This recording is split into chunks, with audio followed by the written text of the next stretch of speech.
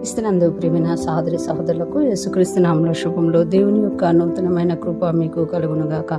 ఈరోజు దేవుడు మనకిచ్చిన మాట ఆదికాండము 25వ అధ్యాయము 16వ వచనం. ఇవి వారి వారి వంశావళుల ప్రకారం వారి వారి పేర్లు చొప్పున ఇష్మాయేలు కుమారుల యొక్క పేర్లు వారి వారి గ్రామముల్లోనూ వారి వారి కోటలలోనూ ఇష్మాయేలు కుమారులు వీరే, వారి పేర్లు ఇవే. వారి వారి జన్మల ప్రకారము వారు 12 రాజులు.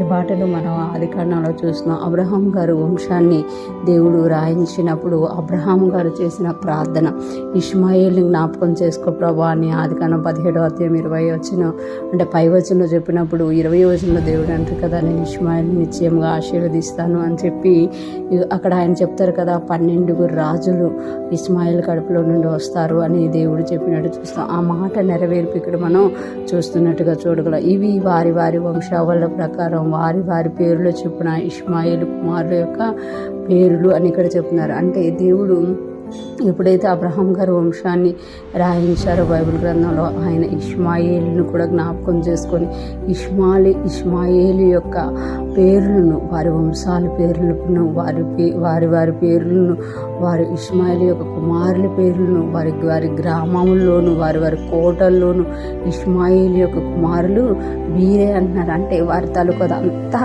కూడా రాయించారు. ఎందుకనంటే అబ్రహాం గారు చేసిన ఒక్క ప్రార్థన అన్నమాట.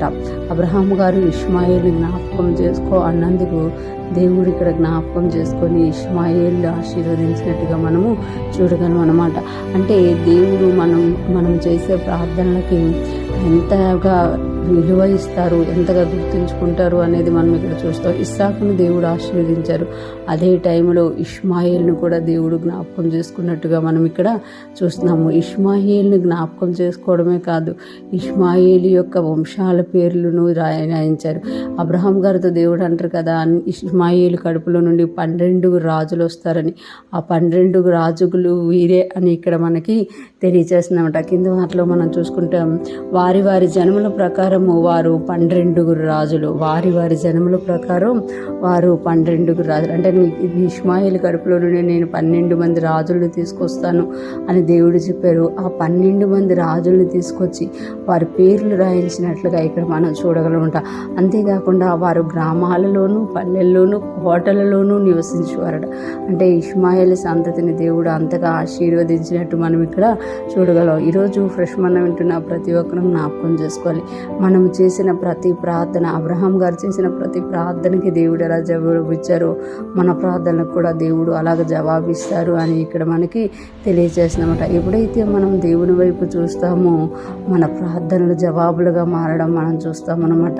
అవి ఇతరులకి తెలియజేయబడ్డం మనం చూస్తామన్నమాట. ఈరోజు ఫ్రెష్ మనం వింటున్న ప్రతి ఒక్కరూ కూడా దేవుడు మనల్ని దర్శించినప్పుడు మనం ప్రార్థించిన ప్రతిదీ కూడా జవాబుగా మారుతుంది. ఆ జవాబును మరలా దేవుడు రాసి ఉంచుతారు అనేది మనకి ఇక్కడ తెలియజేయబడుతుందన్నమాట. ఈరోజు మనము ధైర్యంగా దేవుని సన్నిధిలోకి వెళ్తూ ఆయన ఇచ్చిన ప్రతి విషయం కొరకు, మన జీవితాల్లో ఉన్న ప్రతి దాని కొరకు మనం ప్రార్థించే వారంగా, వాటి జవాబులు పొందుకునే వారిగా ఉందుముగాక. నూతనమైన కృపను అనుభవిస్తూ ముందుకు సాగిపోదుముగాక. ఆమేన్.